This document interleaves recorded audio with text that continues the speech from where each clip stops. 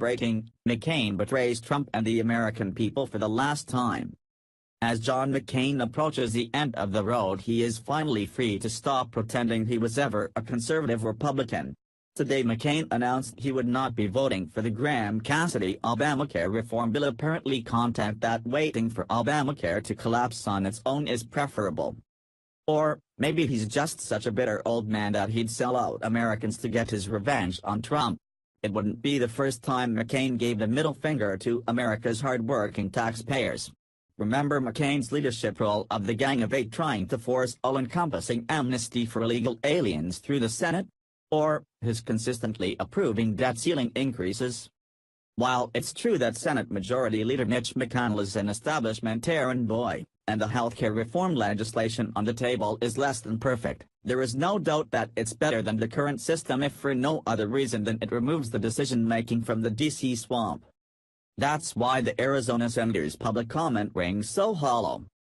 We should not be content to pass healthcare legislation on a party line basis, McCain said in a lengthy statement criticizing the GOP rush to pass a repeal bill without any hearings and little public scrutiny. Someone has to tell Hanoi John that the Democrats passed Obamacare on a party line basis without any hearings and with no public scrutiny.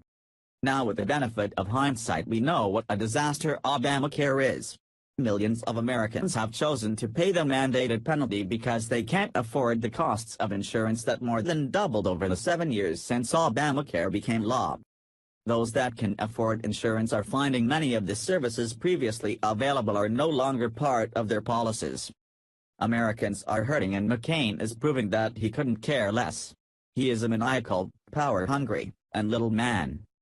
And, in the process, he has stabbed his little me, Lindsey Graham, in the back.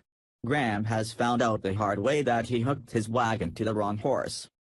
The sad truth is, if McConnell needed 5 no votes, he'd have gotten 5 senators to break rank.